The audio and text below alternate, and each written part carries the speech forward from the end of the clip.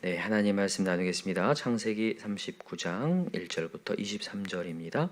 요셉의 만사 형통이란 제목으로 하나님 말씀 나누겠습니다. 요셉의 만사 형통입니다. 여러분, 우리는 지금 요셉의 이야기를 함께 살펴보는데, 어제는 뜬금없이 요셉 이야기가 아니라 유다 이야기 살펴봤어요. 정말 뜬금없었죠. 근데 이 사실 하나님의 시각으로 보면 이 유다 이야기가 굉장히 중요한 이야기입니다. 왜냐하면 이 모세오경이라고 하는 창세기부터 신명기까지의 모든 메시지는 출애굽한 이스라엘 백성을 향한 메시지예요. 정체성에 대한 메시지인데, 이 이스라엘 백성이 지금 어디 땅을 가고 있어요? 가나안 땅을 가고 있습니다. 원래는 이 이집트 땅에 살고 있다가 종살이였다가 이제 넘어가는 거죠. 가나안 땅으로. 그런데 이제 어떤 정체성이 있어야 되냐면, 가나안 땅에 가서 가나안화 되지 않아야 되는 정체성, 그걸 갖고 있었기 때문에 하나님이 유다 이야기를 통하여서 너희들이 어떻게 만들어진 민족이다라는 것을 확실하게 알려주고자 원하셨어요. 그래서 유다라는 사람이, 이 유다라는 인물이 이 세상에 동화되어서 가나안화 되어 갈 때에 하나님이 그걸 막으시는 거죠. 그래서 가나안 여인과 동침하여서 낳았던 엘과 오난을 하나님께서 죽이시고, 하나님은 다시 그 엘의 아내였던, 그러니까 유다의 며느리 다말을 통하여서 하나님의 언약 자손을 맺게 하시는 하나님의 열심을 보여주는 거였습니다. 그래서 여러분과 저는 오늘도 항상 모든 이야기를 하나님의 시각으로 봐야 될 줄 믿어요. 하나님의 시각이 없는 순간 이게 다 더러운 이야기고 쓸데없는 이야기고 그냥 서글픈 이야기지만, 하나님의 시각으로 보면, 야, 하나님은 이렇게 더러운 세상에서 정말 이 안으로 뛰어드셔서 우리를 건져내려고 하시는구나. 이 죄악 가운데 정말 모든 사람이 너가 올래 저가 올라가 아니라 모두 그냥 죄악 속에 있는 자들을 건져내고자 원하시는 하나님의 모습을 우리가 보는 거죠. 오늘도 이 요셉의 얘기를 이제 다시 돌아오는데, 오늘 얘기도 마찬가지입니다. 요셉의 삶을 이제 우리가 계속 해석해 가고 있는 건데, 여러분, 이 해석을 할 때 절대로 인간의 시선으로 해석을 하면 안 되죠. 여러분, 어느 순간에서라도 이게 인간의 눈으로 해석하는 순간 말씀 자체가 굉장히 답답하고 이렇게 안 살고 싶은 마음만 굴뚝 같아져요. 그러나 이제 하나님의 시각으로 바꿔야 될 줄 믿습니다. 하나님이 빠지면 아까 얘기했듯이 그냥 서글픈 얘기, 정말 억울한 얘기, 한많은 얘기, 이런 얘기들 뿐이에요. 보세요. 오늘 요셉이 첫 번째는 그냥 종살이고 두 번째는 감옥살이입니다. 종살이와 감옥살이, 이게 이 종합된 얘기거든요. 인간의 시선으로 보면 정말 최악이에요. 정말 운도 이렇게 없는 사람이 있을까 할 정도로 최악의 사람이지만, 하나님의 시선으로 보면 아니라는 거죠. 오늘 하나님의 시선으로 봤더니 이 성경에서는 요셉의 지금 종살이와 감옥살이를 뭐라고 평가하는지 봅시다. 한번 볼까요? 자, 1절부터 한번 읽어봅시다. 시작. 요셉이 이끌려 애굽에 내려가매 바로의 신하 친위대당 애굽 사람 보디발이 그를 거리로 데려간 이스마엘 사람의 손에서 요셉을 사니라. 여호와께서 요셉과 함께 하심으로 그가 형통한 자가 되어 그의 주인 애굽 사람의 집에 있으니, 그의 주인이 여호와께서 그와 함께 하심을 보며 또 여호와께서 그의 범사에 형통하게 하심을 보았더라. 오늘 여러분 본문에 제일 많이 등장한 단어는 범사의 형통이라는 단어죠. 만사 형통이라는 거예요. 야, 종살이 하고 있고 감옥살이 하는데 만사 형통이라는 거예요. 여러분, 만사 형통은 사전적 의미로는 모든 것이 뜻대로 된, 이런 뜻이에요. 모든 것이 뜻대로 된다. 여러분, 이게 인간의 뜻으로 보면 요셉은 최악입니다. 요셉이 이렇게 살라고 했을까요? 절대 아니죠. 그런데 이 모든 것이 다 하나님의 뜻대로 가고 있다는 만사 형통이라는 거예요. 근데 이 만사 형통의 이유가 뭐냐면 여호와께서 그와 함께 하심으로. 그죠? 자, 거기다가 박스를 해놓으세요. 여호와께서 그와 함께 하심, 이렇게. 이게 형통이라는 거예요. 여호와께서 그와 함께 하심. 여러분, 함께 하심이 무슨 의미를 담고 있는지 두 가지로 알려볼게요. 여러분, 하나님의 함께 하심은 항상 큰 그림도 봐야 되고 작은 그림도 봐야 됩니다. 거시적, 미시적 시각을 두 가지로 봐야 되는데, 큰 그림 속에서는 하나님이 지금 요셉을 통해서 이스라엘 민족들을 만들어 가시며 야곱의 아들들을 건지고 구원하려고 하는 하나님의 계획이 담겨져 있죠. 맞습니까? 이집트 땅으로 가게 하셔서 하나님의 고유한 민족을 만들고자 하는데, 그것을 하나님께서 요셉을 통해 사용하는 거예요. 그게 거시적으로 보면 이게 하나님의 뜻이구나를 알게 되는 거죠. 큰 그림 속에서. 그래서 하나님은 지금 요셉을 계속해서 뭐 하는 거냐면 그가 구원자로 만들어가고 있는 거죠. 그죠? 훈련 과정인 겁니다. 큰 그림으로 보면 이제 요셉을 하나님에서 만들어서 이 고난 가운데 만들어서 이제 구원할 수 있는 구원자로 위치를 만드시기 위해. 여러분, 하나님을 착각하시지 않았으면 좋겠어요. 하나님 무모한 분이 아닙니다. 하나님은 정말 이렇게 생뚱맞는 분이 아니에요. 하나님은 과정이 있어요. 우리를 그냥 이 어떤 위치에 올려놓으시는 게 아니라 어떤 과정과 훈련을 통하여서 우리를 만들어 가시거든요. 여러분 아시겠지만 모세도 처음부터 구원자가 되지 않습니다. 하나님께서 그를 처음부터 건져내셔서 하나의 훈련시키죠. 왕궁의 훈련을 통해서 정치적 훈련을 하시고, 그죠? 나중에 이스라엘 백성들 300만이나 되는, 장정만 60만이니까 다 합쳐서 한 300만이나 되는 그 사람들을 이 지도할 수 있는 지도력을 하나님께서 40년 동안 하게 하시고, 또 40년 동안에는 광야의 훈련을 통하여서 그들을 이끌 수 있는 힘을 하나님께서 허락하신 것처럼 하나님은 무모하게 그냥 세우는 분이 아니라 훈련 과정을 통하여서 우리를 만들어 가신다는 거. 그죠? 그래서 거시적으로 보면 하나님은 구원자 만들기 위하여서 이게 훈련 과정이었음을 우리가 깨달아야 돼요. 그죠? 또한 중요한 게 있습니다. 이제 미시적으로 봐야 되는데 사람들이 착각을 해요. 하나님의 구원의 계획에 대한 착각을 어떻게 하냐면 거시적으로 마침내 하나님은 구원하실 것이다에만 포커스를 맞추는데 그게 아니라 여러분 지금 순간순간에도 면면이 하나님은 함께 하십니다. 맞죠? 그게 만사형통이어야 돼요. 이게 없으면요 신앙생활의 즐거움과 설렘과 기쁨이 없어요. 여러분 사도 바울도 얘기하죠. 항상 기뻐하라. 그리고 범사에 감사하라. 여러분 오늘 본문에 범사에 형통했다고 되어 있거든요. 이제 나중에 형통할 것이다. 나중에 즐거움이 있을 것이다. 나중에 기쁨이 있을 것이다 얘기하지 않고 지금이 형통하고 있다라고 얘기해요. 범사에 형통했다. 여러분 오늘 지금 종살이 하면서도 범사에 형통인데 나중에 이제 이 요셉이 큰 누명을 쓰잖아요. 그죠?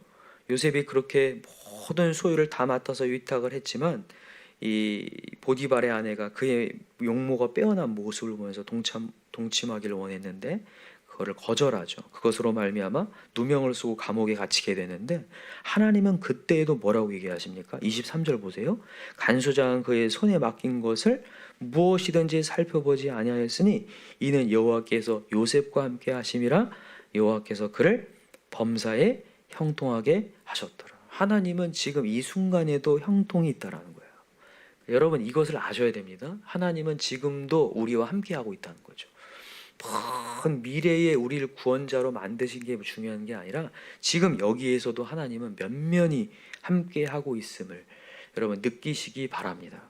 이거는 우리의 시각을 바꿀 필요가 있어요. 우리가 얼만큼 시각을 바꾸냐에 따라서 하나님의 함께하심과 그렇지 않음이 이게 느껴지고 느껴지지 않음이 되거든요. 보세요. 요셉이 마음 가운데 나는 종살이네.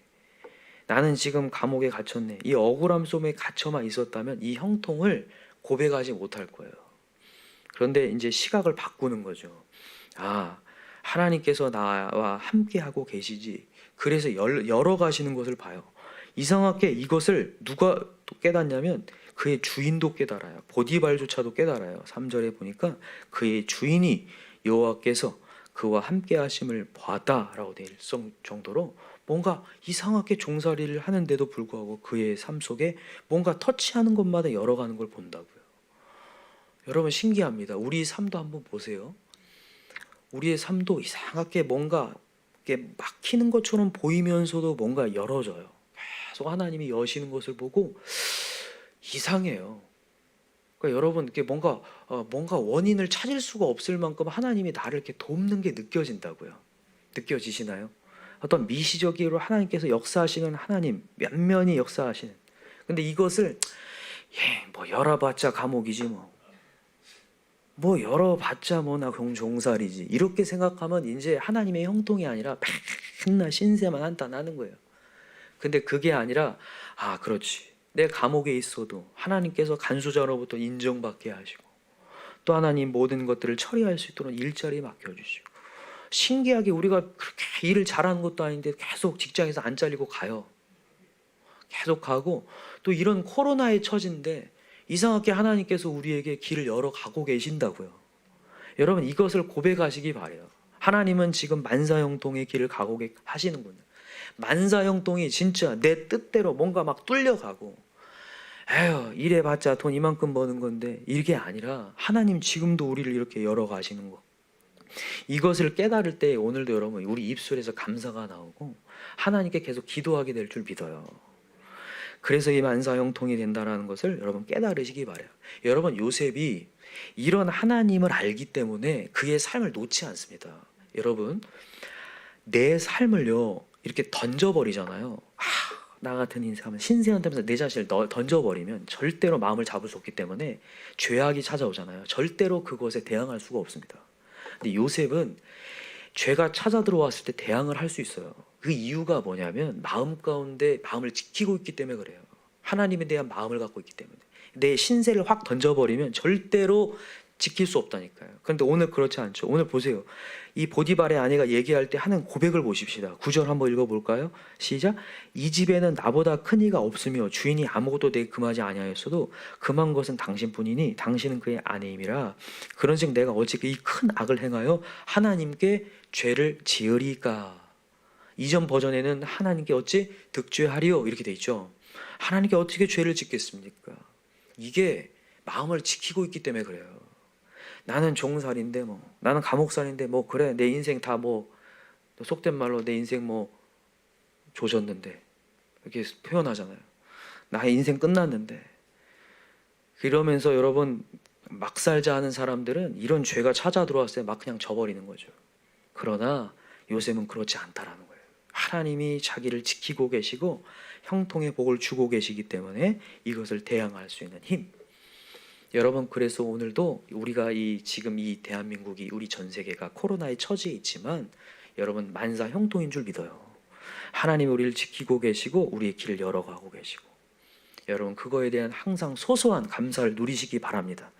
그래서 오늘도 내 뜻대로 뭐가 안 되고 뭐가 막힌다 거기에 가지 마시고, 이상하게 하나님께서는 그래도 이런 어려움 가운데 그럼에도 불구하고 나의 자리를 지키게 하시고 또 벌게 하시고, 제일 중요한 게 뭔지 아세요? 신기하게 매일 같은 말씀을 듣게 하신다는 거예요. 믿음이 약해지고 무너지는 가운데서도 또 말씀을 듣게 하시고 또 깨우시고, 내가 안 깨어나면 주변이 이상하게 믿음 있는 사람들이 꼭 주변에 있어서 깨우시고, 내가 뭐라고 나 혼자 못 서 있으니까 하나님께서 누군가를 붙여서 또 나를 깨우셔서 또 이 자리에 있게 하시고. 너무 신기해요. 한번 뒤를 돌아보세요. 내가 그 사람들한테 그 믿음이 나를 깨우는 사람한테 그렇게 잘한 것도 아닌데 그 사람은 그렇게 나를 계속 깨워요. 나중에 생각해보면 그런 고백들을 제가 많이 듣거든요. 이상하게 믿음 있는 사람한테 대우해 준 것도 아니고 대접해 준 것도 아닌데 잘해 준 것도 아닌데 이상하게 그 사람은 나를 계속 깨웠다는 거예요. 그래서 내가 이 자리에 있게 됐다는 거예요. 참 이게 만사형통이죠. 하나님이 날 여기까지 오게 하신 거. 그게 바로 뭐냐? 여호와께서 함께 하셨다. 21절 보세요. 여호와께서 요셉과 함께 하시고 그에게 인자를 더하사 간수장의 은혜를 받게 하십니다. 그러니까 요셉이 하나님께서 은혜 주시려고 옆에 주변에 있는 간수장의 은혜를 베푸셔요. 신기하게. 우리도 그런 걸 경험해요. 저 사람 정말 별론데 이상하게 저 사람에게 관심이 가요. 계속 기도가 나와요. 하나님이 은혜 주셔서 그렇거든요. 저 사람 깨우라고. 하나님 저 사람 사랑하셔서. 이상하게 내가 이상하게 눈을 뜨면 별론데 눈을 감으면 그 사람이 계속 생각나서 계속 기도가 나와요.